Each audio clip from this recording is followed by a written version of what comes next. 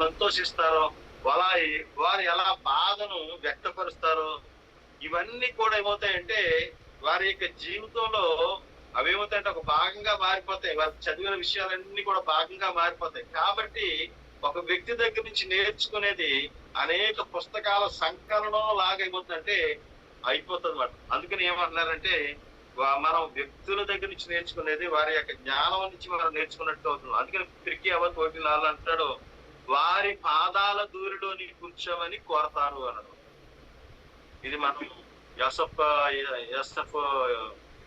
ఏలియా గారు మాట్లాడినప్పుడు చెప్పిన మాట అది. మీరు వారి పాదాల దగ్గర ధూళిలో ఏమిటి అని అడిగితే వాళ్ళు చేసే ప్రతిక్రియను మనం గమనించగలగాలి. దాన్ని మనం నేర్చుకోవడానికి సిద్ధపడాలి. అది ఏమవుతుంది అని అడిగితే మన జీవనంపై మన ప్రభావాన్ని చూపించడం నేర్చుకోగలిగితే, అది ఎవరైతే పండితులు, ఎవరైతే సదీక్యం, ఎవరైతే రబీలు ఉంటారో వాళ్ళ జీవన శైలి నుంచి మనం ఏదైతే నేర్చుకోగలుగుతామో అది మనల్ని ఏం చేస్తుందంటే మనపై ప్రభావం చూపిస్తుందన్నమాట.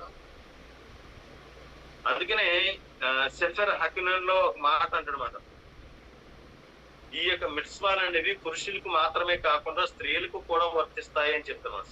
స్త్రీలు పురుషుల మాదిరిగా నిరంతర తోరా అధ్యయనం ద్వారా మిట్స్వాలో మరి బాధ్యులుగా వాళ్ళు ఉన్న కానప్పటికీ కూడా ఆయన యొక్క సేవలో ఎప్పుడైతే మనం కొనసాగుతామో, తోరాన్ని నేర్చుకోవడానికి మనం బయలుదేరి వెళ్తామో, అది ఏమవుతుందంటే వాళ్ళు కూడా ఆశీర్వాదానికి కారకులు అవుతారండి. ప్రతి ఒక్క యూదుడి ఆత్మ కూడా ఒక లక్ష్యాన్ని కోరుకుంటుందట.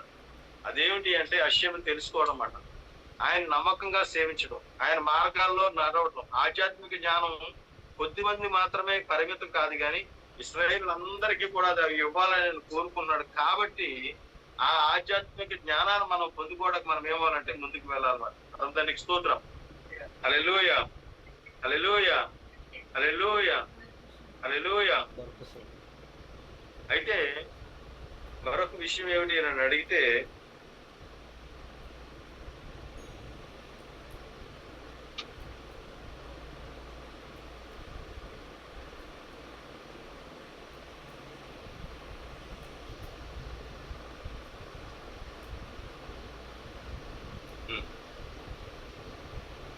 మరొక మనం చూస్తామట ఏమిటి అంటే, ఈ యొక్క వర్షభాగంలో మనుషుడు రొట్టె వల్ల మాత్రమే కాదు కానీ అశ్యం నోటి నుండి వచ్చి ప్రతి మాట వల్ల బ్రతుకును అంటారు.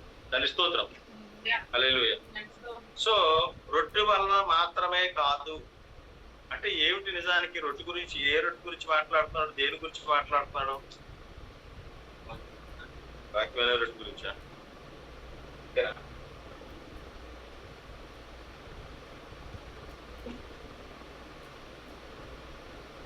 రొట్టె వల్ల మాత్రమే కాదు అని. ఏ రొట్టెది? వాక్యమైన రొట్టె. అంటే వాక్యమైన రొట్టె వల్ల మాత్రం మనం జీవించమని చెప్తున్నాడా? మీరు ఏం మాట్లాడుతున్నారో మీకు ఏమన్నా అర్థమవుతుందా? రొట్టె వల్ల మాత్రం కాదు అన్నాడు. ఏంటో రొట్టె అని అడిగింది. వాక్యమైన రొట్టె అన్నారు. అంటే దానివల్ల మనం జీవించమా?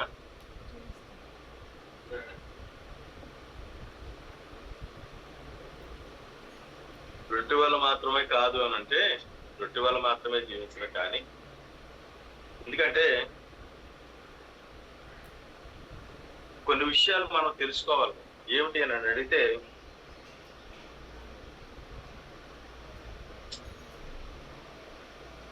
ఒక వస్తువును మనం తింటున్నప్పుడు ఆ వస్తువు యొక్క విలువ మనకు తెలిసినప్పుడు దానివల్ల మనకి కలిగే ఆ యొక్క ప్రయోజనం వేరుగా ఉంటుంది.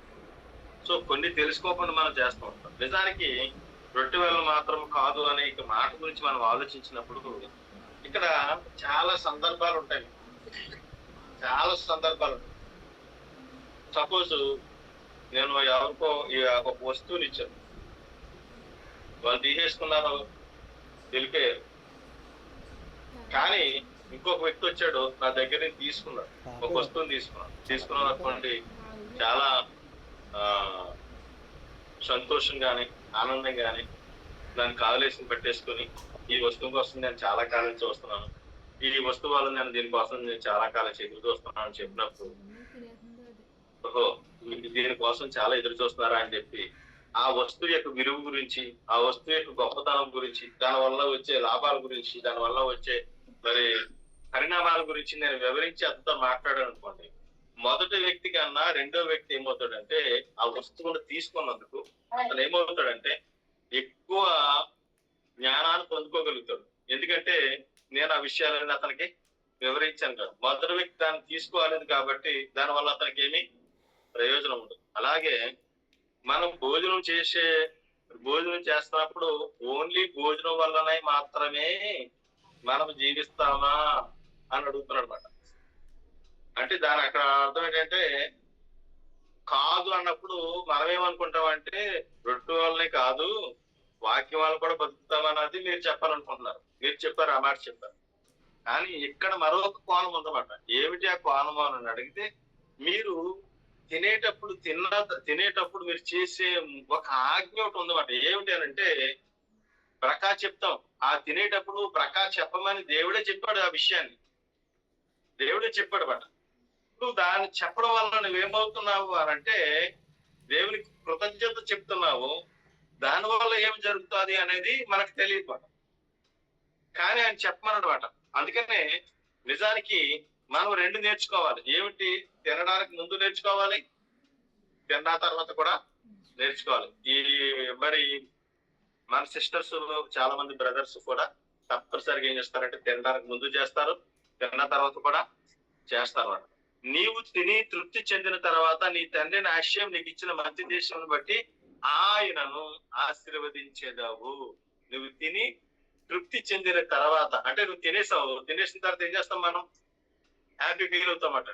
అప్పుడు నువ్వేం చేయాలట? ఆయన నువ్వేం చేస్తావు? ఆశీర్వదించేదవు అని చెప్తున్నాడు. సో ఇక్కడ చెప్పబడింది ఒకటి ఏమిటి నన్ను అడిగితే దీని గురించి చాలా జాగ్రత్తగా ఆలోచించాలన్నమాట. ఎందుకు అని అడిగితే మనం తినే దానిని బట్టి కూడా మనం ఏమవుతామంటే ఆశీర్వదించబడతాము.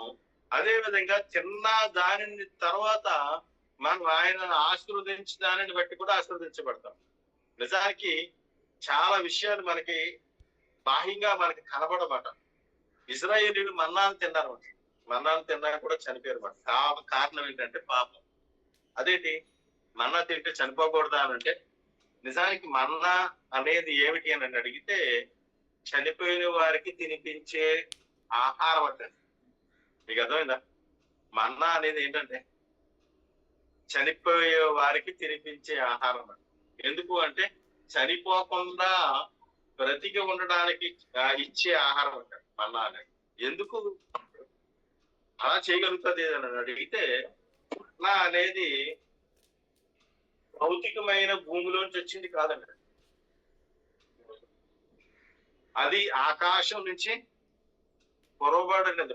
ఆకాశం నుంచి కొరవబడినది అని అంటే దాన్ని ఏమని పిలుస్తారంటే అశ్యం యొక్క సన్నిధిలో నుంచి కరుణను ప్రసాదింప చేయబడినది. అశ్యం సన్నిధిలోంచి అదేమైందంటే రకమీ అన్నమాట.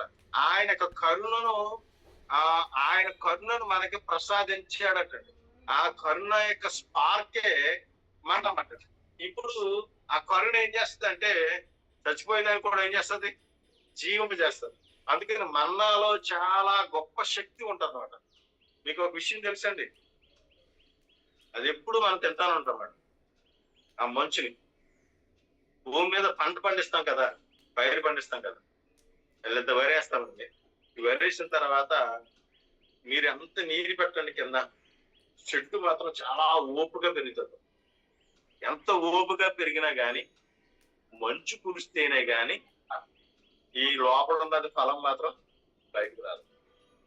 అంటే మంచు ఎవరు ఇస్తారు అంటే అశ్యం ఇస్తారన్నమాట. అంటే ఆ అశ్యం ఇచ్చిన మంచుతో ఏమవుతుందంటే అదేమవుతుందంటే లోపల నుంచి వెన్నులు బయటకు వస్తాయి. ఆ కడుపు దానికి కడుపు వస్తుంది. ఆ కడుపు వచ్చిన తర్వాత నువ్వేమేస్తే దాన్ని బట్టి అదేమవుతుందంటే బలంగా ఉంచబడుతుంది అన్నమాట. ఈ స్పార్క్ ఎవరు ఇవ్వాలి? అశ్యమే ఇవ్వాలన్నమాట అండి. ఆ మంచు అని మనం అంటున్నాం కానీ అది అశ్యం యొక్క కృప మాత్రం అది కుమ్మరించబడుతున్నప్పుడు మాత్రమే ఏమవుతుందంటే ఆ స్పార్క్ తో అదేమవుతుందంటే బలపరచబడుతుంది. ఆ ఆహారాన్ని మనం తినడానికి మనం బయలుదేరుతాం. దాని స్తోత్రం. హల్లెలూయా, హల్లెలూయా, హల్లెలూయా. నిజానికి మనం తినే ఆహారం ఏదైతే ఉన్నదో అది ఏమై ఉన్నది అని అడిగితే భూమి యొక్క సహజమైన ఉత్పత్తి పట్టండి. రొట్టె అవనివ్వండి, లేదంటే బియ్యం అవనివ్వండి, లేదంటే కూరగాయలు అవనివ్వండి, ఏదైనా కానీ ఇది భూమి యొక్క సహజ ఉత్పత్తి మాట. దాన్ని జీవింప చేసే దైవిక శక్తి నిప్పురవ్వ అనేది అది వేరే విధంగా ఉంటుంది.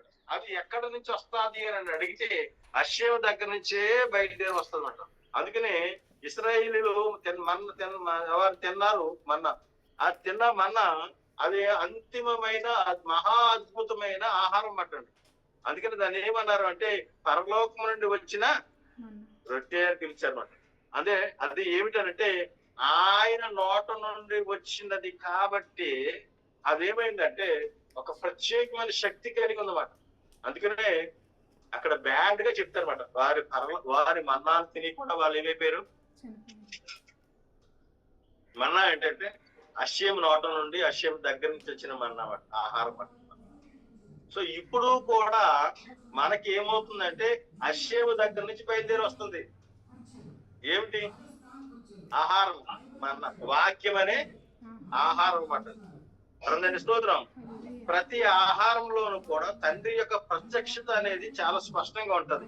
నువ్వు తినే ఆహారంలో నువ్వు తండ్రి పంపిన స్పార్క్ నువ్వు చూడగలిగితే నీ తినే ఆహారం నిన్ను ఏం చేస్తుంది అంటే నిన్ను ప్రత్యేకపరుస్తుంది, నిన్ను పరిశుద్ధపరుస్తుంది, నిన్నేం చేస్తుందంటే జీవింపజేస్తుంది, నీలో ఉన్న బలహీనతను తీసివేస్తుంది. దానికి అంత గొప్ప శక్తి ఉన్నది. అయితే దాన్ని మనం చూడాలన్నమాట. అందుకనే విచిత్రం ఏమిటి అని అంటే మనం తినడానికి ముందు రాత్రికాలం మనం చదువుకున్నాం. ఏమిటి అంటే ద్వితీయోపదేశకాండం 9వ అధ్యాయం 4-5 వచనాలు మనం చదివినప్పుడు నిన్నేం చేశాడంట ఆయన అంటే ఆయన పంపిన ఆహారాన్ని తినడానికి నీకేం చేశాడు? ఆయన ఆకలి కలుగు చేశాడు. దాని స్తోత్రం. హల్లెలూయా, హల్లెలూయా. ఆయన నిన్ను బాధ పెట్టను, ఆయన నిన్ను ఆకలితో ఉంచను, నీకు మన్నాను తినిపించాడు. 3 మాటలు ఉంటాయన్నమాట. ఆయన మనల్ని ఆకలితో, ఆకలి అనే భావన మనకు పుట్టించాడటండి. అంటే ఎవ్రీథింగ్ మనం జీవిస్తున్నాం కదండి. ఇప్పుడు మనం ఏదైనా అనుభవిస్తున్నామంటే ఆయన అనుగ్రహించిందేనండి. ఇదంతా కూడా వాట్ ఎవర్ యూ హ్యావ్, నీకు ఏది కలిగి ఉన్నా కానీ, నువ్వు ఏ స్థితిలో ఉన్నా కానీ ఇదంతా కూడా ఏమిటి అని అడిగితే అష్యం నీకు అనుగ్రహించింది మాట. అనుగ్రహించి ఆయన ఏం చేశాడంటే ఆ యొక్క భావనను నీకు కలిగించాడు మాట. నువ్వు తిన్నావు, అన్నావు, హ్యాపీ అనుకున్నావు. ఈ భావం కూడా రావడానికి కారణం ఏంటంటే ఇవన్నీ కూడా రావడానికి కారణం ఏంటంటే నువ్వు తినిన ఆహారం బట్టే. అందుకని బయలుసేపుతో గారు అంటారు శారీరక ఆకలి అనేది ఆహారంలోని పవిత్రత యొక్క నిప్పు రవ్వ. అతన్ని తినమని పిలుస్తుందనడానికి సంకేతం అంటారు. అంటే ఏమిటంటే ఈ యొక్క శారీరక ఆకలి అనేది ఆహారంలోని పవిత్రత యొక్క నిప్పు రవ్వ అతన్ని తినమని అదేం చేస్తుందనంటే ఒక గుర్తును పంపిస్తూ ఉంటారు. నీకు ఆకలిగా ఉంటే ఉపవాసం కొనసాగించే నీతిమంతుడిగా మాత్రం ఉండదు. ఆకలిగా ఉన్నప్పుడు మాత్రం నేను ఉపవాసం చేద్దాం అనుకుంటాను అనుకోవద్దు అంటాడు. ఆకలిగా ఉన్నప్పుడు అన్నమే తినాలండి. సో నీకు ఆకలిగా ఉంటే తినకుండా ఉపవాసం ఉండకో. రబ్బీ గారు ఏం మాట్లాడారంటే తన కొడుకుతో మాట్లాడుతూ, రబ్బీ లెవి ఇస్సాక్ స్పియర్స్ అంతో ఏమన్నాడంటే తన కుమారుడు ప్రతిరోజు మిన్కా ప్రేయర్ వరకు భోజనం చేయడం మానేసేవాడు. మిన్కా ప్రేయర్ అంటే 3-4 అవుతుంది. ఆ ప్రేయర్ వరకు భోజనం చేయడం మానేసేవాడు. మానేస్తే ఆ విషయం తెలిసి రబ్బీ గారికి అలా చెయ్యొద్దు, అవసరమైతే సకాలికి ముందే నువ్వు భోజనం చేసి అప్పుడు తండ్రిని స్తుతించాను. నువ్వు టిఫిన్ తింటావు, తినలేదు. మధ్యాహ్నం లంచ్ తింటావు, లంచ్ తినలేదు. మిన్కా తింటాం వరకు ఉన్నావు. ఇప్పుడు ఏం జరిగింది? What was missed? ఏం మిస్ అయిపోయినాయి అంటే తెలుసా? టిఫిన్ తిన్నప్పుడు తండ్రిని స్తుతిస్తాం, టిఫిన్ మీకు తినేసిన తర్వాత తండ్రిని స్తుతిస్తాం, మధ్యాహ్నం లంచ్ తిన్నప్పుడు తండ్రిని స్తుతిస్తాం, మధ్యాహ్నం లంచ్ అయిపోయిన తర్వాత తండ్రిని స్తుతిస్తాం. ఇప్పుడు ఏమైపోయినాయి? 4 రకాల తండ్రిని స్తుతించే అవకాశాలు మిస్ అయిపోయినాయి. ఏం చేస్తున్నావు? ఆకలి కడుపుతో నువ్వు కాల్చుకుంటూ ఉన్నావు. నువ్వు అలా చేయవద్దు. సకారత్ కంటే ముందే ఆహారాన్ని తినమని కూడా ఆదేశించడం. ఎందుకు అంటే మన తరంలోని కష్టంతో ఉపవాసం అంటే స్వీయ బాధల ద్వారా తండ్రిని స్వేయించడం, అంటే బాధలతోటి ఇబ్బందులతోటి తండ్రిని చేయమని చెప్పట్లేదు, కానీ ఆరోగ్యంగా ఉండటానికి మనం తినాలి.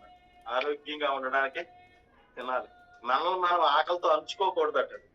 అలానే మనం కడుపు నిండా అదుపు లేకుండా తినకూడదట. మీలో చాలా మందికి తెలుసు ఎంత తినాలండి. ఎంత తినాలి చెప్పండి? ఎంత తినాలి? 70% తినాలంట.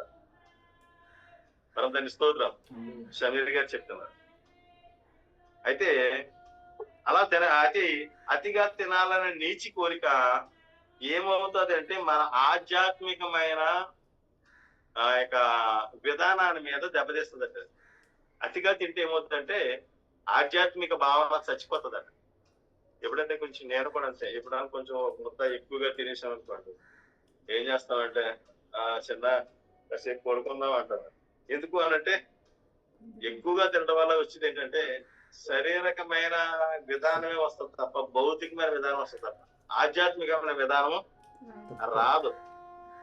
మన ఆధ్యాత్మిక స్థిరతత్వాన్ని మసక బారుస్తుందట. దానివల్ల ఆకలి వేసినప్పుడే తినాలని, కడుపు 2 వంతుల కంటే ఎక్కువ నిండక ముందే తినేయడం మానేయాలని మాయమైనటిస్ బోధిస్తున్నారు. ఎంత అంటండి? కడుపు 2 వంతుల కంటే ఎక్కువ నిండక ముందే. 3 అంటే 3 భాగాలు చేసుకోవాలి. 3 భాగాలు అంటే మనం ఎంత తినగలుగుతామో అంత తినగలిగిన ఆహారం 3 భాగాలు చేయాలి. 3 భాగాలు చేసి 2 భాగాలు మాత్రమే తినాలి. ఎంత? 2 భాగాలు తినాలి. మనం 3 ప్లేట్లు అన్నం తినగలం అనుకోండి. 2 ప్లేట్లు అన్నం తినేసి 3వ ప్లేట్ అన్నం ఏం చేయాలి? ఖాళీగా ఉంచుకోవాలి మనం. అంటే ఇప్పుడు నాకు ఇంకొక ప్లేట్ అన్నం పెడితే తింటామని రెడీగా ఉన్నట్టుగా ఉండాలి అంట. అలా తినాలని అప్పుడు అది మైమేనట్స్. నీతిమంతుడు తన ఆత్మ తృప్తి చెందే వరకు తింటాడట. ఆత్మ అంటే భౌతికమైన ఆత్మ కాదు, ఇంకా ఖాళీగా ఉండ తినాలని కాదు. చాలు చాలు. ఎందుకంటే తర్వాత ప్రార్థన ఉంటది, ఆ ప్రార్థన నేను చేసుకోవాలి. ఆ తర్వాత పలానా పని ఉంటది, అది నేను చేసుకోవాలి. ఇది తిన్నామంటే ఏమీ చేయలేదు. మేము మొన్న ఒకసారి హోటల్కి వెళ్ళాం, బిల్లు ఎక్కువైపోయింది. ఏకంగా 250 రూపాయలు. 250 రూపాయలు ఏంటి? Vegetable meals. చాలా బాధేసింది. అక్కడ హోటల్ తప్ప ఇంకేదే లేదు మాకు. ఇంకా ఏం చేసామంటే అందులో నెయ్యి వేసారు. ఇంకంతే, నెయ్యి వస్తున్నాడని చెప్పి 250 రూపాయలు దాంట్లో చూపించాలని నెయ్యి ఎక్కువ వేసి తినేసిన తర్వాత మా పరిస్థితి చూడాలి. సాయంకాలం ఇంటికి వచ్చినట్టుగా నా పొట్ట బిగిసిపోయింది. అంటే ఏమవుతుంది అని అడిగితే మనం చేయవలసిన కార్యక్రమాలు పాడైపోతాయి. అందుకనే 2 తినాలి, 3వ వంతు ఆగిపోవాలి. పరదాని స్తోత్రం. హల్లెలూయా, హల్లెలూయా, హల్లెలూయా.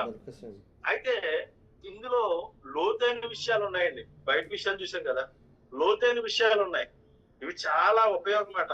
మీరు విని అర్థం చేసుకుంటే చాలా మంచిది. తినడానికి ముందు వచ్చే ఆకలి భావన అంటండి, తినడానికి ఆకలి వేస్తుంది కదా, ఆ ఆకలి భావన అంటండి మనకు ఒక నేర్పుతుందట. ఏమిటో తెలుసా? వినయాన్ని నేర్పుతుందట. నాకు ఎప్పుడు తెలియదు ఆ విషయం. దాని స్తోత్రం. హల్లెలూయా, హల్లెలూయా, హల్లెలూయా. తినడానికి ముందు వచ్చే ఆకలి అటండి వినయ భావాన్ని నేర్పిస్తుందట. ఎందుకు, ఎలా నేర్పిస్తుంది అని అడిగితే, మనము కేవలం మార్చినమని, అప్పుడప్పుడు పనిచేయడానికి పాసన అవసరమని ఆకలి మనకు గుర్తు చేస్తారు అన్నమాట. తింటాను, మనం తింటాం కదండి. తింటున్నారా? పిల్లలతో ఆడుకున్నారా? మనం తింటాం కదా. మనం తిన్నప్పుడు అంటండి నేను మనిషిని నాకు ఆకలేస్తుంది అనే విషయం తెలియజేస్తాడు. అంటే నేను మనిషిని అంటే తినకపోతే ఏమవుతాం? అండి చచ్చిపోతాం. ఏమవుతాం?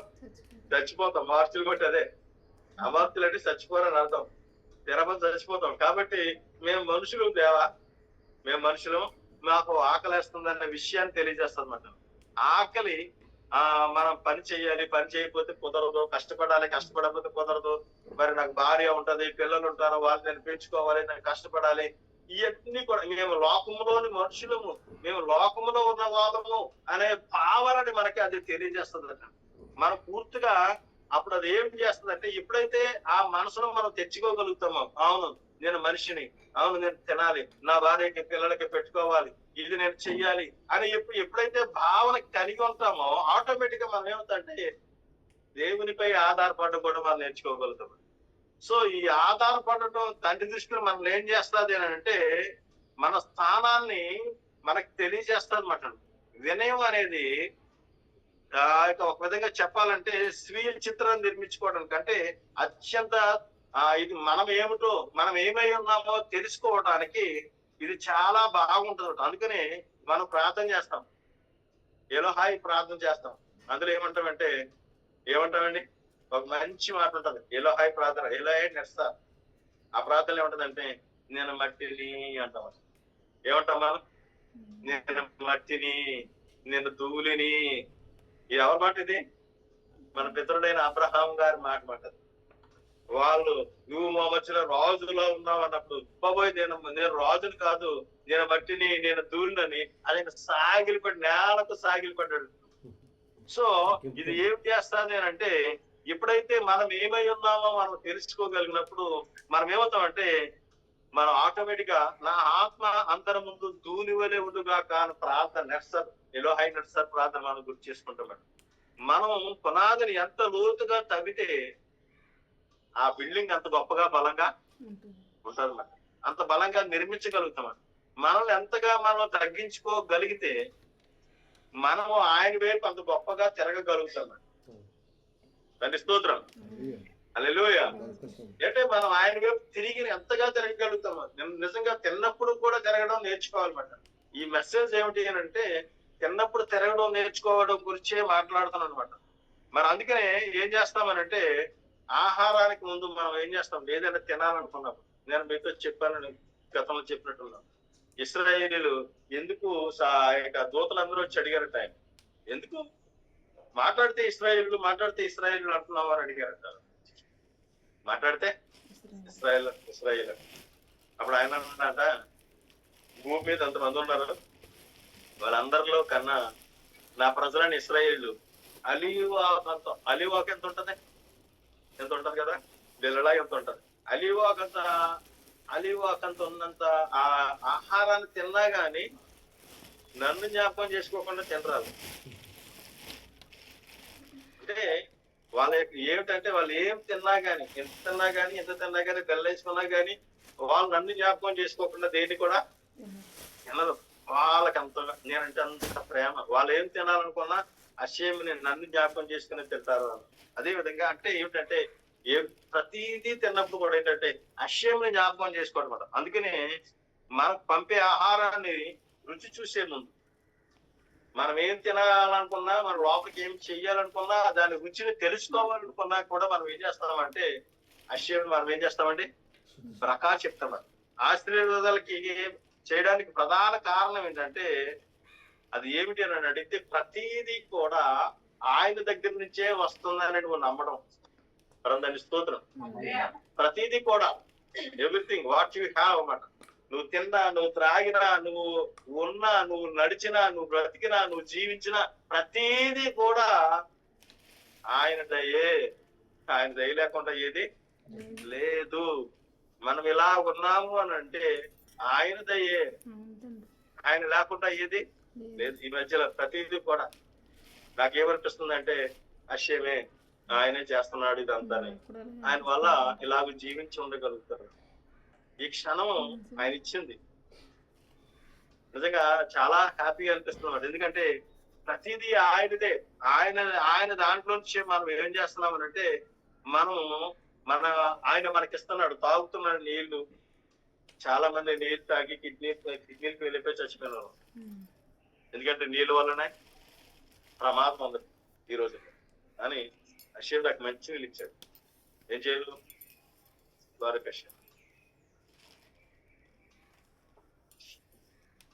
బారుకష్యం చెప్పాలన్నమాట. ఎందుకంటే ఆయన ఇచ్చాడు కాబట్టి, ఆయనదే కాబట్టి. ఆయన ఇచ్చింది కూడా నీకు ఏమిచ్చాడంటే శ్రేష్టమైన దానిని నీకు ఇచ్చారు కాబట్టి దాన్ని మనం, అందుకనే ఒక మాట ఉంటది కబాలలో, ఏమంటారంటే మన ఆహారంలో లోతైన ఆధ్యాత్మిక స్థాయిని ఏం చేస్తుందంటే ఆశీర్వచనం ఎప్పుడైతే చెప్తున్నామో మన ఆహారంలో లోతైన స్థాయిని బయటపెడుతుందట.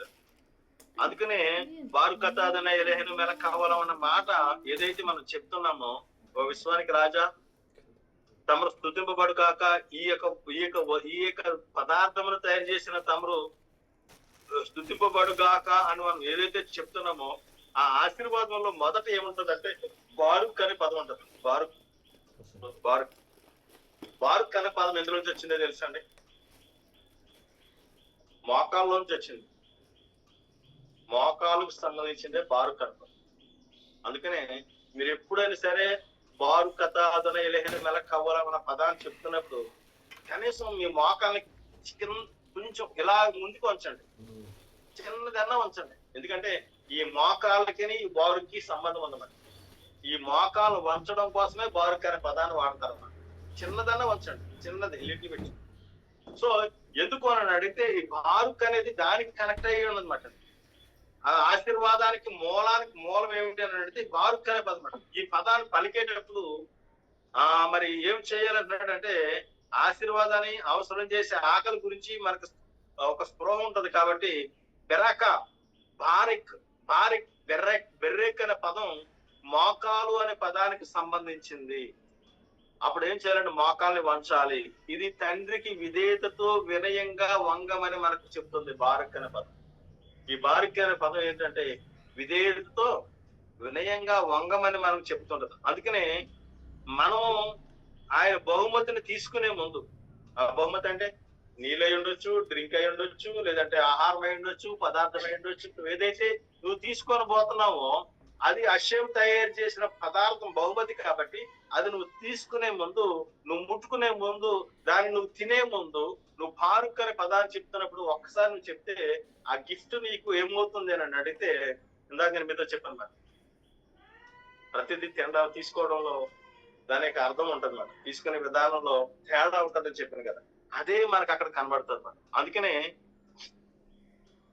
ఇదిగో ఏం చేస్తుంది అని అడిగితే ఆ ఆశీర్వాదాన్ని మనం చెప్తున్నప్పుడు ఏమవుతుంది అని అంటే ఒకటి వ్యక్తపరుస్తుంది వాడు. ఏమిటంటే ఇదిగో నీ ముందు నేను నిలబడి ఉన్నాను, నీ పోషణ లేకుండా ఖాళీగా లోటుగా నిస్సహాయంగా ఇదే విధమైన మరి ఏమిటంటే నేను ఎలాగ నీ ఎదుటి నేను కదులుతున్నాను, ఈ ఆశీర్వాదం ద్వారా మాత్రమే నేను జీవిస్తున్నాను అనే ఒక సూచనను నీవు ఎక్కడి నుంచి అశ్యంకి పంపిస్తున్నామాట. రెండవది ఏమిటి అని అడిగితే ఆశీర్వాదం అనేది ఏం చేస్తుంది అని అంటే పైనున్న సమృద్ధిని అశ్యం దగ్గర ఉన్న సమృద్ధి యొక్క ప్రతి విధమైన దానిని కిందకి దింపడానికి సంబంధించిందంట. నువ్వు ఎప్పుడైతే బార్కు చెప్తున్నావు అది ఏం చేస్తుంది అంటే పైనున్న సమృద్ధిని క్రిందకు తీసుకొచ్చి నీకు సమృద్ధిని కలుగ చేయడానికి కారణమయ్యేది మాట. అందుకనే తండ్రి తను తాను వంచినట్లుగా మన అవసరాలను కూడా ఆయన ఏం చేస్తాడంటే ఆశీర్వదిస్తాడు అన్నమాట, తీరుస్తాడు అన్నమాట. తినడానికి ముందు తగిన ఆశీర్వాదాన్ని పట్టించడం మనం తినే ఆహారాన్ని కూడా ప్రభావితం చేస్తారు. ఇది ఇందాక నేను మీతో చెప్పిన మాట. మనం తినడానికి ముందు ఎప్పుడైతే ఆశీర్వాదం చెప్తామో ఆ చెప్పడం వల్ల ఏమవుతుందంటే అది మనం తినే ఆహారం మీద ప్రభావం చూపిస్తుంది. అది ఎందుకు అని అడిగితే మనం ఎప్పుడైతే చెప్పామో ఒక దైవికమైన నిపుణను వచ్చి ఏమవుతుందంటే మన తినే ఆహారంలో ఉన్న క్లిఫోతును తొలగిస్తుందట. క్లిఫోత్ అంటే పొర. ఈ పొర తీసివేయబడితే ఏమవుతుంది అని అంటే ఇప్పుడు కొబ్బరికాయ బొండం ఉందండి, అది ఒలుచుకుని అది కొట్టుకుని దాంట్లో నీళ్లు తాగితే అది అందంగా ఉంటుంది. ఏనుకో దాన్ని ఏం చేస్తుంది, దానికి ఇత్తని కొబ్బరికాయలు మింగేసింది అనుకో, దాంట్లో టేస్ట్ తెలుసుకోగలుగుతుందా? దానిలో ఉన్న యొక్క విటమిన్స్ కానీ అవన్నీ పొందుకున్నట్టు జరుగుతుందా? జరగదు. అలాగే మనం తినే ఆహారాల పైన కొన్ని పొరలు ఉంటాయి అన్నమాట. ఆ పొరలను పెకిరించగల శక్తి దేనికి ఉంటుంది అంటే మనం పట్టించే యొక్క ప్రకారం బట్టి అది మనకు అది అనుగ్రహిస్తుంది అన్నమాట. మనం స్తోత్రం, హల్లెలూయా. అందుకనే రెండవది ఏమిటి అని అడిగితే ఉదయకాలం ముందు శకారితులు మనం ఆశీర్వచనాలు చెప్తామన్నమాట. సదానిగా మనం నడుస్తున్నామంటే నడిచేవాడు పడిపోతాడు, సరిగా నడలేకపోతాడు, నడక సరిగా కుదరదు, బలం ఉండదు కాల్లోని, దానివల్ల సరిగా చేయలేకపోతారు. నేను వాళ్ళ గురించి మాట్లాడలేదు. నేను కూడా ఒకసారి ఎక్కువగా అలాగే ఉంటాను. చక్కది చేస్తున్నప్పుడు అటండి, ఈ బ్లెస్సింగ్ చెప్పినప్పుడట చాలా కాన్సన్ట్రేషన్ కలిగి బ్లెస్సింగ్ చెప్పాలి. అది ఆశీర్వాదం. మల్బిత్ అరోమిమన్ బర్కతన ఎలెక్ట్రిక్ మల్బిష్ అరోమిమన్. సో నువ్వు నాకు బట్టలు ఇచ్చావు, నీకు స్తోత్రం ఉందండి అని చెప్పినప్పుడు అలాగా నాకులాగా ఓ కుర్చీలో బట్టలు పిచ్చి మల్బిష్ అరోమిమన్ అన్నావు అనుకో. ఒక ఆయన జత బట్టలు పెట్టుకొచ్చి ఇచ్చాడు, అక్కడ పెట్టేసి వెళ్ళిపోమా అన్నాను అనుకోండి, ఆవిడేమనుకుంటది? బాధపడతారు. సరైనటి కవలేదన్న బట్టలు 600 700 ఖర్చు పెట్టాను, లేకపోతే 1000 రూపాయలు ఖర్చు పెట్టాను. లేచి కూర్చుని తండ్రికి స్తోత్రమైనా ఈవిడ ద్వారా ఈవిడ పంపించినాక బట్టలు కొన్నావా అని అన్నావా? ఆవిడేమవుతుంది? మళ్ళీ వచ్చే సంవత్సరం కూడా బట్టలు కొన్నారు. ఈవిడ ఎలా పేరుతుంది కదా. మరి నీకు అనుగ్రహించే ప్రతిదీ కూడా, నీ బట్టలు కానీ, లేదంటే నీ వస్తువులు కానీ, నీ ఆహారం కానీ, నీకు నువ్వు కలుగుతున్న, నువ్వు ప్రతి దాంట్లోనూ నువ్వు చూస్తున్న చూపు కానీ, మాట్లాడుతున్న మాట కానీ, వింటున్న చెవులు కానీ, ఇవన్నీ చక్కగా పనిచేస్తున్నాయి. నీ గుండె చక్కగా పనిచేస్తుంది, నీ లివర్ చక్కగా పనిచేస్తుంది, నీ కిడ్నీలు చక్కగా పనిచేస్తున్నాయి. ఎంత కృతజ్ఞతగా తండ్రికున్నాను. ఈ రోజున ఆ గుండెకాయలు ఆరోగ్యంగా లేక హాస్పిటల్లో పడిపోయి చచ్చిపోతామా బతుకుతామా అని ఏడ్చి కుటుంబాలనే ఉన్నాయి. లివర్ లో ఇన్ఫెక్షన్ అయిపోయి పనిచేయక హాస్పిటల్లో ముక్కుల్లో ఆ ఎండి పెట్టేసి బతుకుతాడా లేదా బతుకుతాడా లేదా బతుకుతాడా లేదా అని చెప్పని మరి ఎదురు చూస్తున్న కుటుంబాలే ఉన్నాయి. కానీ నీ యొక్క లివరు, నీ గుండెకాయ, నీ యొక్క మరి కిడ్నీలు, నీ కడుపు, దాంట్లో ఉన్న పేగులు, ఈ రోజున మనకు తనకి పేగు ఏదో వాసిపోయి మొత్తం దాంట్లో స్లీప్ కారిపోతుంది హాస్పిటల్. సో నిజం ఆ కుటుంబం అంతా చాలా బాధలో. ఎందుకు ఇటువంటి యొక్క దుర్భరమైన స్థితిలో అనేక మంది ఉండగా నిన్ను ఆరోగ్యంగాను, బలంగాను, దృఢంగాను, స్థిరంగాను ఉంచి ఆయన సన్నిధిలో కూర్చోబెట్టాడంటే నువ్వు ఎంత గొప్ప ఆశీర్వాదంతో నింపబడ్డావు. అందుకని అంటున్నారు, పెద్దలు ఏమన్నారంటే, నువ్వు ఎప్పుడైనా సరే ఆయనకి ఈ బారకా చెప్పినప్పుడు, ఈ బార్కు చెప్పినప్పుడు నువ్వేం చేయాలంటే కూర్చునో లేదా ఉంగునో నిద్రపోతే కాదు, కానీ జస్ట్ బార్కు అన్నప్పుడల్లా జస్ట్ చిన్న మాట లాస్ట్ లో ఆమెను నువ్వు అన్న ఆ పదానం అంతా పలకలేకపోతే లాస్ట్ లో ఆమెతో పాటు జస్ట్ ఇలా ఉంగుని ఆమెను, అది నీకు ఆశీర్వాదం. తండ్రి స్తోత్రం. హల్లెలూయా, హల్లెలూయా, హల్లెలూయా. అందుకనే ఏమంటున్నాడంటే ఆహారంలో దాగి ఉన్న దేవుని యొక్క శక్తిని బయటపడతాది. ఏమిటంటే బార్కు, ఈ బరాకు, ఈ అందుకే నువ్వు చేయగలిగిన వాడు ఆశీర్వాదం చేయకుండా, ఆ బరాకు చెప్పకుండా ఆహారం దాని బాహ్య పనులకు బానిసగా ఉండిపోయేవాడు. అడేం తింటాడు అని అడిగితే బాహ్యమైన ఆహారాన్ని మాత్రమే తింటాడు తప్ప దానిలోని శక్తిని అతను పొందుకోలేడు. ఆ శక్తిని అతను పొందుకోలేడు. కాబట్టి అతను బాహ్యమైన శరీరానికి మాత్రమే, శరీర శక్తికి అతను బానిసగా ఉంటాడు తప్ప ఆత్మ సంబంధమైన దానికి అతను నడిపించబడడు. ఈ స్థితిలో దాన్ని తీసుకోవడం వల్ల తినేవాడు స్వయం చాలక భౌతిక స్థాయికి దిగజారి అతని ఆత్మ యొక్క క్రూరమైన జంతు కోణంలో అతను నడిపించబడతాడంట. దాని స్తోత్రం. ఏంటంటే శారీరకంగా తిన్నవాడు శారీరకంగానే ఆలోచిస్తాడు, శారీరకమైన దాని మీద మనసు పెడతాడు, అతని యొక్క నెఫెస్ట్ లెవెల్లోనే ఉండిపోతాడు. ఆత్మ నెఫెస్ట్ లో ఉండిపోతుంది. జంతు ఆత్మ అంటే ప్రతి ఒక్కరు పుట్టబడినప్పుడు ఏ విధమైన నెఫెస్ట్ ఉంటుందో అదే నెఫెస్ట్ ఉంటుంది. కానీ మనమేమో నెఫెస్ట్ ఉంటాం, ఇక్కడికి వస్తే నెఫెస్ట్ అయినా ఉండడానికి రామ్మ ఏముంటాం, నెక్స్ట్ ప్రవాక్ గాని నెషమ స్థాయిలోకి మనం వెళ్తాం. ఉన్నతమైన మన ఆత్మని ఉన్నతమైన స్థాయికి ఎదిగించుకోవడానికి మనం ఇక్కడికి వస్తామట. సో అందువల్ల ఏమవుతుందంటే ఈ ఆహారాన్ని తిన్నప్పుడు కూడా మనం ఏం చేయాలంటే ఆశీర్వాదంతో మనం ఉంచబడినప్పుడు మరి ఏమవుతుందంటే ఆ వెలుగుతో నింపబడతాం. ఒకవేళ అలా చేయకపోతే క్రూరమైన జంతు కోణంలో కూరుకుపోతాడు. దానివల్ల ఏమవుతుందంటే తినడానికి ముందు, తినడానికి తర్వాత ఆశీర్వదించే వ్యక్తి యొక్క ఆహారము అదేం చేస్తుందంటే తినడానికి ముందు, తిన్న తర్వాత కూడా, నీకు తెలుగులో ఇగురులో నీకు చెప్పడం రాదంటే అన్నం తినేసిన తర్వాత పరమ తండ్రి అశ్యం నీకు స్తోత్రం, నేను నాకు ఈ ఆహారాన్ని ఇచ్చావు నీకు స్తోత్రం, అది నాకు శక్తిని బలాన్ని ఇచ్చావు నీకు స్తోత్రం అని 2 మాటలనే చెప్తున్నది వీళ్ళు. ఎందుకనంటే అది చేయటం వల్ల ఏమవుతుంది అని అడిగితే ఆటోమేటిక్ గా దాన్ని అలా చేయగలిగిన వాడు ఏమవుతాడంటే దాని నుంచి తప్పించబడతాడు. ఎందుకు అని అడిగితే ఒక మాట చెప్తానమాట. ఏమంటాడంటే జీవశక్తి యొక్క దైవ నిప్పురవను అలా చేసినవాడు జీవశక్తి యొక్క నిప్పురవను బయటికి తీసుకొస్తాడట. ఇంకా దీని గురించి చెప్తే ఏం చెప్తున్నాడంటే ఎవరైతే ఈ 2 మొదటిది అంటే ఆ తినే ముందు ఆశీర్వాదము తిన్న తర్వాత ఆశీర్వాదం చెప్పేవాడు ఏం చేస్తాడంటే 3 రకాల ప్రయోజనాలు పొందాడనమాట. ఏమిటి అని అంటే ఒక వ్యక్తి తన వినయాన్ని దేవునిపై ఆధారపడే విధానాన్ని బయటపరుస్తాడు. ఎప్పుడంటే నువ్వు తింటున్నావు కదా, నువ్వు తింటున్నావా, తినే ముందు ఒక ప్రక్క చెప్పావంటే అర్థం ఏంటి తెలుసా? దాని అర్థం ఏంటి చెప్పండి. అంటే ఇవన్నీ కరెక్టే, మీరు చెప్పినవన్నీ కరెక్టే, నేను అనుకున్న మాట మీ దగ్గర రావట్లేదు. ఏమిటి అని అడిగితే ఇప్పుడు నా దగ్గర ఏదో ఏదో పట్టుకొచ్చారు, స్వీట్ అట్టుకొచ్చి పెట్టారు. స్వీట్ నేను తిన్నాను. తిన్న వరకు ఉంటే దాని అర్థం ఏమిటంటే ఈ స్వీటు నువ్వే నాకు ఇచ్చావు తండ్రి అని చెప్పడం ఏంటంటే నువ్వంట దేవుడి మీద ఆధారపడ్డట్టు లెక్క. నువ్వు ఆ బ్రక్క చెప్పకుండా తిన్నావు అనుకో, నాకు దేవుడికి సంబంధం లేదు, ఇది దేవుడు ఇచ్చింది కాదు, ఎఫ్రాయిమో మనసే ఇచ్చాడని చెప్పి మనం చెప్పుకున్నాం. సో దేవుడిని మనం ఏం చేస్తున్నాం, తీసివేస్తాం. దానివల్ల ఏముందంటే మనకి దేవునితో ఉన్న వినయాన్ని మనం ఏమైపోతాం, కోల్పోతాం. రెండవది ఏంటంటే ఆశీర్వాదము సమృద్ధి మనపైకి దిగడానికి మార్గాన్ని చూపిస్తుంది. ఎప్పుడైతే ఆశీర్వాదం చెప్పావో ఆయన ఏం చేస్తాడంటే ఇంకా ఏమైనా కావాలంటారు. ఇప్పుడు ఈ మధ్యలో అందరూ ఏ వాడుతున్నారు, కింద మనం వాడేసిన తర్వాత కింద లైక్ బటన్ ఒకటి ఉంటుంది, దాన్ని ఒకసారి కొట్టామనుకోండి అది ఏమంటే తెలుసా, thank you friend, thank you, ఇంకేమైనా కావాలో చెప్పు, దాని గురించి ఏం అడిగిందని చెప్తానంటారు. చిన్న థ్యాంక్స్ అనే బటన్ నొక్కినది.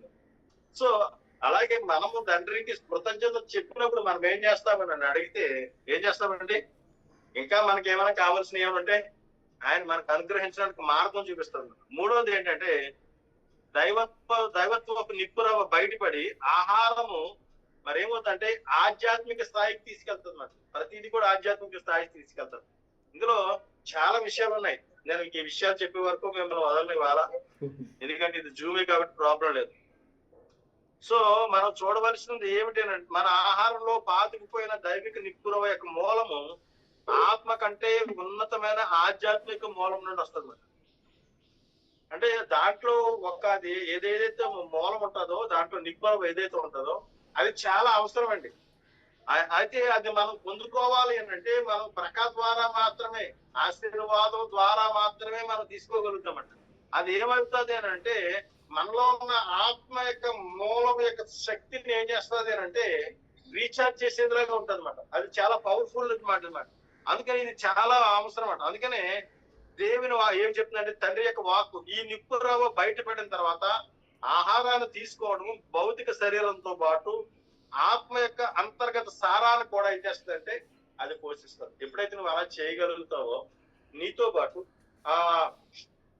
నీలో ఉన్న ఆత్మ, మనం చెప్తాం కదా, బాహ్య పురుషుడు కృషించినను అంతరంగ పురుషుడు దినదినము వదలవచ్చు. అంటే ఏమిటంటే ఈ యొక్క ఆత్మ ఏదైతే అంతరంగ పురుషుడు ఆత్మ అనేవాడు అతను ఏమవ్వాలి అని అంటే అతను ఇంకా బలపరచబడాలన్నమాట. ఎప్పుడు బలపరచబడతాడంటే నీవు తీసుకునే ప్రతి దానిలోనూ కూడా ఇది అశ్యం యొక్క కృతజ్ఞత, అశ్యం గిఫ్ట్, ఈ నాకు అనుగ్రహిస్తున్నారని ఆయన నువ్వు ఆ విధంగా స్థుతించినప్పుడు ఏమవుతుందంటే నీ యొక్క లెవెల్స్ కూడా ఏమవుతాయంటే వేరుగా మార్చబడతాయి.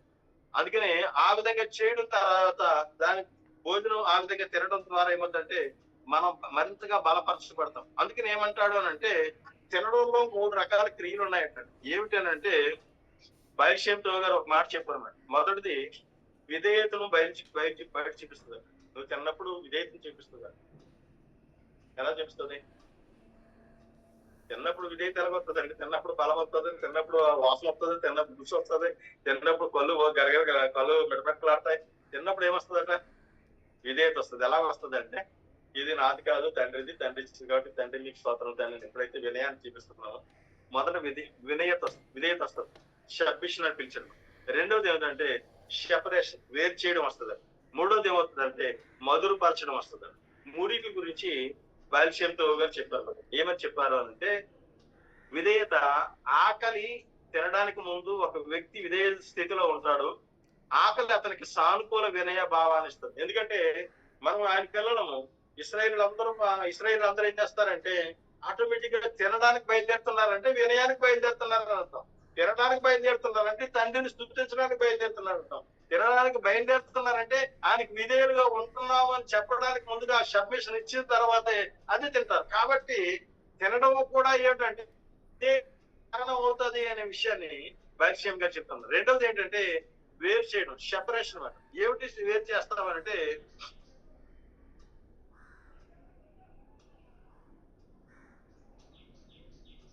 మనం ఏదైతే తినాలనుకుంటామో మొదటిది అది ఏం చేస్తుందంటే తినడానికి, రెండో దాంట్లో వేరు చేయడం జరుగుతుంది. ఎందుకంటే ఏది మంచిది ఏది చెడుదో అది మనకు తెలుసు అన్నమాట. ఏది తినకూడదు ఏది తినాలనే విషయం మనకు తెలుసు. తినదగినది ఏది తినదగనది ఏది అనేది కూడా మనకు తెలుసు. దాన్ని మనం ఏం చేస్తామంటే వేరు చేస్తాం. అది వేరు చేసిన తర్వాత మనం దాన్ని ఏం చేస్తామంటే తీసుకుంటాం. తీసుకునే ముందు కూడా మనం ఏం చేస్తామంటే బ్రక్కా చెప్తాం. ఈ బ్రక్కా చెప్పడం కూడా ఏం చేస్తుంది అని అంటే దాంట్లోని యొక్క పొట్టును తీసివేయగలుగుతుంది, అంటే పొరను తీసివేయగలుగుతుంది. ఆ పొరను ఎప్పుడైతే తీసివేయగలుగుతుందో అది మనకేమవుతుందంటే శక్తిని ఇస్తుంది. అంటే అది తీయలేదు అనుకోండి, ఆ పొర అలాగే ఉండిపోయింది అనుకోండి, దానివల్ల ఏమవుతుంది, అది వేరు చేయబడదు. బయట మనం ఎలా తిన్నామో బయట వాళ్ళు ఎలా తిన్నారో మనం అలా తిన్న వాళ్ళని ఎక్కుతాం. కాబట్టి ఎప్పుడైతే ప్రకాశం చెప్పగలుగుతామో దానిలోని పొర క్లిక్కుపోతుంది, అది వేరు చేయడం జరుగుతుంది, మనం తినడం జరుగుతుంది. మూడవది ఏమిటి అంటే మధురపరచడం. ఇదే కష్టం. మనకి తెలిసింది ఏంటంటే మూడవది ఏది తెలుసు మనకు బాగా, ఏమిటి తింటే మధురపరచడం. తిన్నప్పుడు మరి తీయగానే ఉంటది కాబట్టి, కానీ ఈ మధురం గురించి మాట్లాడతారు. మనం తినేటప్పుడు మధురపరచడం అనే దశకు చేరుకుంటాం. ఆహారాన్ని జీవం చేసే తండ్రి యొక్క శక్తి వ్యక్తి నోటి ద్వారా తీసుకోబడి శరీరంలోకి వెళ్ళి శోషించబడి తిరిగి అతని శక్తిని ఇస్తుంది. ఆహారము నిర్జీవ వృక్షాలు జంతు స్థాయి వంటి దిగువ స్థాయి నుండి మనిషి స్థాయికి రూపాంతరం చెందుతుంది. ఈ విధంగా తీసుకున్న వ్యక్తి ఆహారం నుండి పొందిన శక్తితో దాతృత్వ కార్యాలు చేసినప్పుడు, అంటే మనము దానివల్ల తిన్నాము, మనం తాగాము, మనకి శక్తి వచ్చింది. ఆ వచ్చిన తర్వాత మనం చేసే కార్యాలు అంటే ఏంటో కార్యాలు, దాతృత్వం. చాలా మంది ఏం చేస్తారంటే తినే ముందే ₹1, ₹2 కాయిన్లు అయినా సదిక భావించబడుతుంది. ఈ దాతృత్వ కార్యాలు ఏం చేస్తాయి అని అంటే ఆధ్యాత్మిక నృపుణలను దాని మూలానికి ఎదగడానికి కారణం అవుతుంది. అసలు నిజమైన మధురం ఏమిటంటే మనం తిన్న తర్వాత కూడా తండ్రి కోసం చేసే ఒక క్రియ ఏదైతే ఉన్నదో, ఏదైనా హోటల్కి వెళ్తాం, ₹10 తింటాం, ₹5, ₹6, ₹7 తీసి భోజనం తినలేని వాడు దానివల్ల ఏదైనా కొంచెం తినగలిగినా గానీ అది నీకు మధురం అవుతుంది. అది నీకు ఏమవుతుందంటే నీ కుటుంబానికి ఆశీర్వాదం అవుతుంది. పరమదాని స్తోత్రం, హల్లెలూయా. నిజానికి తిన్న తర్వాత చెప్పే ఆశీర్వాదం అనేది దేనికోసం అంటే, అసలు ఈ విషయం చెప్పడం కోసమే మీకు టైం తీసుకుంటానని చెప్పాను. ఎందుకోసం అని అడిగితే, మనం తిన్న తర్వాత చెప్పే ఆశీర్వాదం ఒరిజినల్ గా మంద కాదది, మరి ఎవరిదే? ఇశ్రాయేల్ దేశంలో ఉండి తినేవాళ్ళు చెప్పే ఆశీర్వాదం అన్నమాట. ఇశ్రాయేలు దేశంలో ఉండి తినేవారు చెప్పే ఆశీర్వాదం. సో దాని గురించి మనం చూస్తే, మనం భోజనం చేయమని మనం ఆదేశించే వచనాన్ని మనం చూస్తే, క్లియర్ గా చూస్తే ఆశీర్వాదం, భోజనం తర్వాత చేసే ఆశీర్వాదం, నువ్వు తిని తృప్తి చెందిన తర్వాత నీవు ఆశీర్వించదు. ఏమని ఆశీర్వదించడం అంటే, అక్కడ చదువుతారు ఎవరన్నా మాట,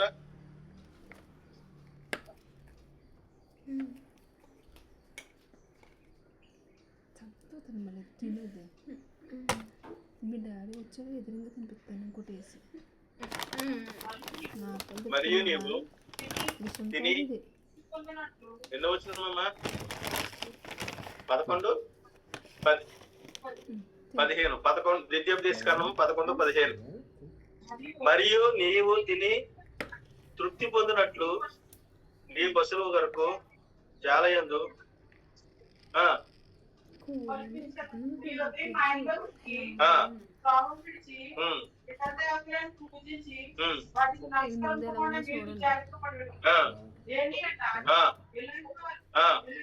ఆ, చూడండి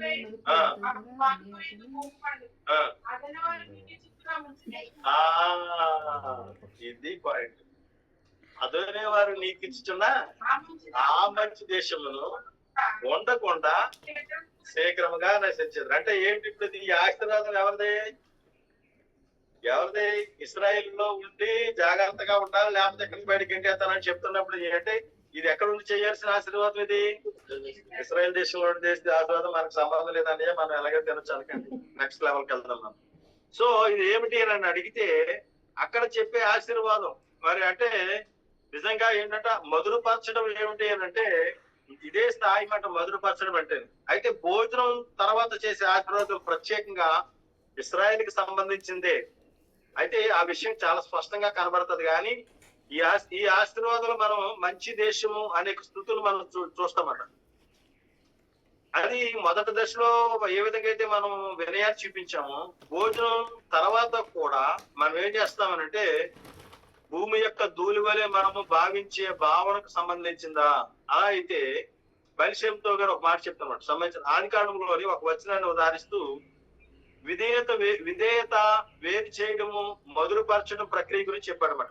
ఏమన్నాడంటే తండ్రి మొదట యూదుడైన అబ్రహామును ఆజ్ఞాపిస్తూ నీ దేశము నుండి నీ బంధువుల యొద్ద నుండి నీ తండ్రి ఇంటి నుండి బయలుదేరి నేను చూపించిన దేశములకు బయలు వెళ్ళు అని చెప్పాడట. ఇక్కడ ఈ 3 పాయింట్లు ఉన్నాయి. నీ దేశం నుండి, నీ బంధువుల ఇంటి నుండి, నీ తండ్రి ఇంటి నుండి. ఈ 3 పాయింట్లు ఆ 3 పాయింట్లకి కనెక్ట్ అయి ఉన్నాయట. ఏమిటి అని అడిగితే నీ దేశం నుండి అంటే అర్థం ఏంటంటే నీచమైన భూ సంబంధమైన ప్రవృత్తులన్నీ ఏదైతే ఉన్నాయో ఈ దేశంలో నీచమైన అంటే అబ్రహాం గారు జీవించినప్పుడు ఆ దేశంలో ఎటువంటి నీచమైన ఈ విధానాలు ఏవైతే ఉన్నాయో వాటి నుంచి బయటికి రా అని చెప్పాడు. రెండోది ఏమన్నాడంటే నీ బంధువులు ఎదురున్నాను. నీ బంధువులు ఎదురుండి అంటే నీ తండ్రి అయిన తేరాహు నుండి నీకు వారసత్వంగా వచ్చిన చెడు ప్రవృత్తులన్నిటి నుంచి కూడా నువ్వేమవ్వాలంటే బయటికి రా అని చెప్పాడు. మూడోది ఏమన్నాడంటే నీ తండ్రి ఇంటిని అన్నాడు అన్నమాట. అతని తండ్రి నివసించిన నగరం పేరు హారాను. హారాన్లో సృష్టించబడిన కోపం, హారాన్ అంటేనే కోపం, కరోన్ అంటే కోపాన్ని సృష్టిస్తాడు. అదేమవ్వాలంటే మధురపరచబడాలి. అయితే బహిర్షంతో వెళ్ళన్నారు. మధురపరచబడిన తర్వాత కూడా నేను నీకు చూపించే దేశం అనే అంశానికి అంటే ఎప్పుడైతే ఈ మూడింటిని మనం విడిచిపెట్టగలుగుతామో అషియా మనల్ని ఏం చేస్తాడంటే ఆ యొక్క మధురపరచబడే స్థితికి మనం తీసుకువెళ్తాడు అన్నమాట. అందుకనే ఆ యొక్క ఎప్పుడైతే ఈ ప్రవృత్తులు మనలో ఉన్న గుణాలు ఉన్నాయి కదండి, ఈ యొక్క భౌతికమైన గుణాలు మనం ఎప్పుడైతే అణిచివేయడం ప్రారంభించగలుగుతామో అప్పుడు మనం ఏం నేర్చుకోగలుగుతామంటే మనం ఇప్పుడు ఉన్నాం కదండి, నేను అనే పదం ఉన్నది కదా. నేను అంటే మా అమ్మ ఎలాగా, మా నాన్న ఎలాగా, మా కుటుంబం ఎలాగా, ఇది నేను అంటే నా బంధువులు లేకపోతే మా చెల్లెళ్ళు, మా అక్కలు, మా చిన్నారులు, మా వీళ్ళందరూ మాట నేను అనేది మాట. సో ఎప్పుడైతే నేను తీసివేసుకున్నాను అనుకోండి, ఇవన్నీ ఏమీ కాదనుకున్నాను అనుకోండి, ఇప్పుడు ఏం మిగులుతుంది? నా దేశం లేకపోతే నా ఊరు నాకేమిచ్చింది అది నేను తెలుసుకోగలిగినప్పుడు అది నాకు ఇంకొకటి అర్థమవుతుంది మరి. ఆ తర్వాత నీవు నా యొక్క ప్రదేశం నుండి బయటకు రావాలనుకున్నప్పుడు నా దేశం కాదు, నేను అషియం దేశానికి వెళ్ళాలని కోరుకున్నప్పుడు ఇక్కడ నేను నిలబడ్డప్పుడు ఇక్కడ నాకేముంటది తెలుసా? ఇది గూడు తప్ప నాకేమి కనపడదు. అది ఎప్పుడైతే మనం తెలుసుకోగలుగుతామో నేను బూడిదని మాత్రమే అనే యొక్క స్థాయిని నువ్వు ఎప్పుడైతే అబ్రహాం గారు తెలుసుకున్నారో అబ్రహాం గారు ఏం చేశారంటే ఇవన్నీ కాదు, ఇవన్నీ నాకేమీ చేయలేము, ఇవన్నీ నా వల్ల ఏమీ కాదు, వీటికి వాళ్ళు ఏమీ కాదని విషయం తెలుసుకోగలిగినారు. అబ్రహాం గారు ఏం చేస్తారంటే అవన్నీ విడిచిపెట్టేసి అషియం గారు చెప్పిన మాట చేయడానికి బయలుదేరి వెళ్ళారు మాట. మనం దాని స్తోత్రం. హల్లెలూయా, హల్లెలూయా, హల్లెలూయా. ఈ 3 ఎప్పుడైతే నువ్వు నేను చేయగలుగుతాము, ఈ 3 నువ్వు ఎప్పుడైతే చేయగలుగుతామో మనకి ఏం చేస్తాడంట అంటే ఆ పవిత్రమైన దేశాన్ని చూపిస్తాడంట, అక్కడికి నడమని తెలియజేస్తాడంట. బర్కషర్, హల్లెలూయా. ఇప్పుడు మనం అక్కడే ఉన్నాం. కరెక్ట్గా మనం ఇప్పుడు ఎక్కడ ఉన్నామంటే అక్కడే ఉన్నాం. అషియం చూపించే దేశానికి బయలుదేరి వెళ్ళడానికి మనం దాని స్తోత్రం. అయితే మనలో నేను నాది అనే ఆ భావం చచ్చిపోతున్నప్పుడే మాత్రమే బయలుదేరి వెళ్ళాలనే విషయం మనం తెలుసుకోగలుగుతాం. సో అప్పుడు ఏమవుతుంది అంటే మనలో ఉన్న నిస్వార్థ స్థాయిని అది చూపిస్తుందట. ఇంకా మనం ఏం చేయగలుగుతా అంటే అది కేవలం తండ్రి మీద విధేయత చూపించడమే కాదు కానీ తండ్రి ఆజ్ఞలు మనం అనుసరించే విధానంగా కూడా మనం తీసుకెళ్తాం. అందుకనే తినడానికి ముందే చేసే ఆశీర్వాదం ప్రవాసంలో ఉన్నప్పుడు మనం అనుభవించే ప్రారంభ వినయ భావాన్ని వ్యక్తం చేస్తుంది. మన ప్రవాసంలో ఉన్నాం, డయాస్పోరాలో ఉన్నాం, అంటే ఇశ్రాయేల్ దేశంలో కాకుండా బయట మనం ఉన్నాం. ఇది ఏం చేస్తుంది అంటే ప్రారంభ వినయాన్ని తెలియజేస్తుంది అన్నమాట. మనం ఎప్పుడే సరే ఇప్పుడు కూడా అంటే అక్కడ ఉన్నప్పుడు చేయమని కాదు కానీ ఎక్కడున్నా కానీ మనం ఏం చేయాలంటే ప్రతి దాన్ని కూడా ఏం చేయాలంటే ఆయనకు వినయాన్ని చూపించాలన్నమాట. ఆకలితో మనం ఏం చేయాలంటే ఆయన వైపు చూడాలంట. అనుమతి లేకుండా దేన్ని తినడానికి మనకు హక్కు లేదట. అబ్బా, ఈ మాట చాలా బాగుంది కదా. తీసుకుని తినడం మనకు అలవాటు, కానీ అనుమతి లేకుండా తినడానికి ఏది కూడా ఎవరింటికైనా వెళ్ళాము అక్కడ ఏదైనా ఉంటాయి ఆకలేస్తారు తినేస్తామా? అనుమతి లేకుండా సో మనం ప్రవాసంలో ఉన్నాం, మన దేశం ఈ దేశం కాదు. మనం ఏదైనా తినాలనుకుంటున్నాం, ఏం చేయాలి? అడిగి తినాలి. సో ప్రతిదీ అసెంబ్లీ అనుకుంటే నువ్వేం చేస్తాను? దాన్ని అడిగే తింటావు. ప్రభుత్వ స్తోత్రం, హల్లెలూయా. మొదట ఆశీర్వాదాలు పట్టించడం ద్వారా తండ్రికి గౌరవం చెల్లించాలి. లక్ష్యము జీవగల దేశాన్ని చేరుకోవడం. మనం వెళ్ళాలనుకున్నది ఏంటంటే జీవగల దేశాన్ని, దాని ఫలాన్ని తిని దాని మంచితనంలో తృప్తి చెందడం అనేది మనం చేయాలి. ఇశ్రాయేలు దేశంలో దైవిక నిపుణులను ఏకీకృతం చేసిన తర్వాత మనం వాటి గురించి మరి చాలా గొప్పగా ఉండగలుగుతామట. తృప్తి చెందినట్లు భావిస్తున్నప్పుడు కూడా తండ్రికి విధేయత భావనని నింపుకుని సమస్తము నీ నుండే వస్తున్నది అనే గుర్తింపుతో ఆయన చేసిన దైలికు మన కృతజ్ఞతలు తెలిపే వారు ఉండాలి. ఇదే భోజనం తర్వాత చేసే కృపలో మనం చెప్పే బాధ యొక్క రహస్యం.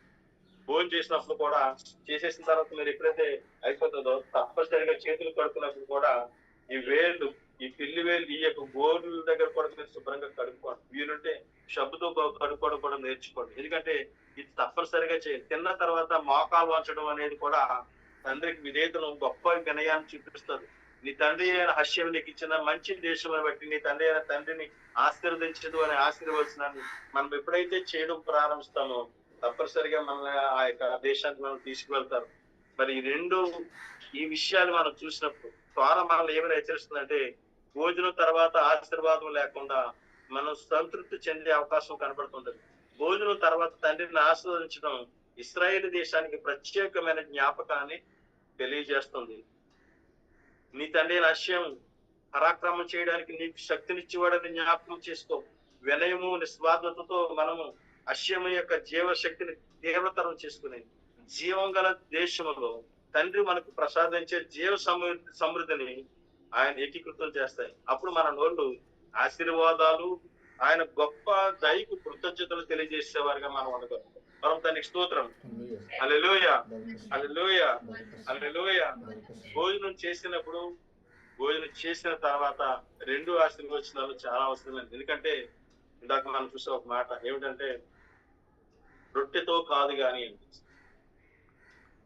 రొట్టె వల్ల మాత్రం కాదు. ఎందుకంటే దీంట్లో చాలా లోతైన భావం.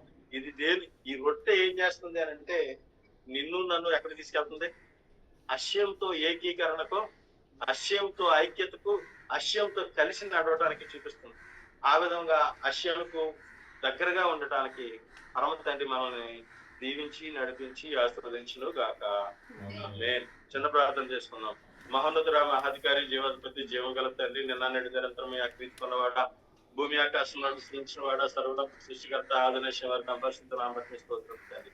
అయ్యా తండ్రి, ఇంతవరకు తండ్రి నన్న తండ్రి ఈ యొక్క తండ్రి తండ్రి పరిషత్ భాగం ఎక్కేవలో తండ్రి నాన్న తండ్రి త్వర నుంచి నేర్చుకునే విధానం, త్వర ఆశయం కత్తుకునే విధానం గురించి తండ్రి నాన్న తండ్రి ఇంకో మేము తినిన తర్వాత రొట్టె వల్ల మాత్రం కాదు కానీ తండ్రి నీతో కలిసి జీవించడం వల్ల మేము పొందే ఆశీర్వాదాలు మేము నేర్చుకోవడానికి మీరు మాకు ఇచ్చిన సమయాన్ని బట్టి స్తోత్రం. అవును తండ్రి, తినక ముందు తినిన తర్వాత 2 సార్లు మేము మా మోకాలు వంచి మీకు విధేయులుగా మీరు మా రాజు అని తండ్రి మేము దాన్ని విధేయత చూపే విధానాన్ని మాకు నేర్పిస్తున్నందుకు స్తోత్రం చేస్తున్నాం తండ్రి. మేము ఆ విధానాన్ని మేము అనుసరించి ఇంకో నేనంత వరకు మేము చేయలేకపోయి ఉంటాం తండ్రి. ఇక ముందు నుంచి తను చేసేవారుగా మాకు నేర్పించండి. ఆ విధానాలు మమ్మల్ని తను అలవాటు చేయండి. మీకు దగ్గరగా ఉంచి నడిపించండి. మీ ప్రజెస్రాయలు బట్టి ఇస్తుంది, ఎరుషులాయం బట్టి ఇస్తుంది, సంస్పర్శితులు బట్టి ఇస్తుంది. ఇంకో తల్లి బలహీన బిడ్డల కోసం ప్రార్థన చేస్తున్నాం తండ్రి. నేను దర్శించి నడిపించండి. ఇంకో మా సహోదరి తండ్రి పాటుపడి సహోదరి నేను తండ్రి స్వహాం బట్టి ప్రార్థన చేస్తున్నాను. వీడు జ్వరంతో బాధపరచుగా వీటిని మీరు ముట్టి స్వస్థపరచమని శక్తి బలము దయచేయమని అడుగుతున్నాం.